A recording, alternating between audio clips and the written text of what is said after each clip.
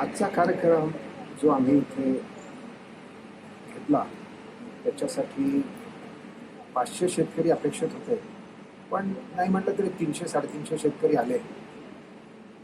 खूप दूरवरून शेतकरी आले. पण महत्त्वाची गोष्ट अशी होती की इथे अधिकारी वर्गाने सुद्धा खूप मोठी हजेरी लावली.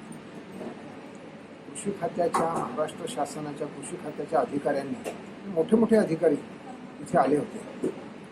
आणि इथला आजचा जो कार्यक्रम झाला तो कार्यक्रम फ्युचर आर्ट इव्हेंट या कंपनीने जो आम्हाला एक सपोर्ट दिला, माझ्या मते तो फार सुंदर सपोर्ट दिला. आणि सुंदर अशा अर्थी सगळ्या गोष्टी वेळेवर व्यवस्थित झाल्या. खूप आम्हाला त्यांच्या मागे लागावं लागलं नाही.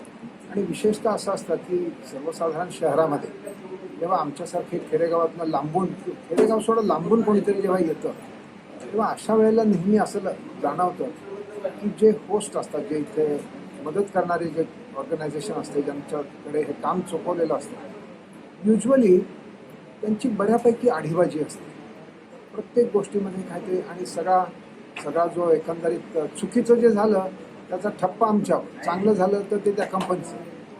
ह्याचं नेमकं उलटं चित्र इथे जाणवलं.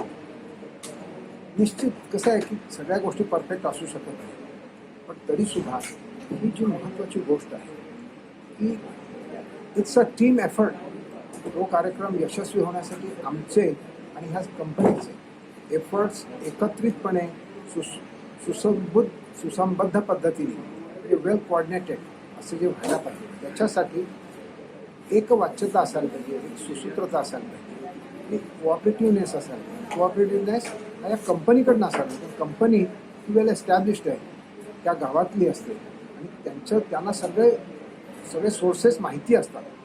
तर ह्या गोष्टींमध्ये मला हे फार विशेष करून जाणवलं की ह्या कंपनीने ज्यांनी आम्हाला ही सेवा पुरवली, फ्युचर आर्ट इव्हेंट ही जी कंपनी आहे त्याचं संपूर्ण सगळं स्टाफ, सगळी मंडळी, संपूर्ण टीम त्यांची, एक म्हणजे त्यांचं टीमवर्क चांगलं होतं.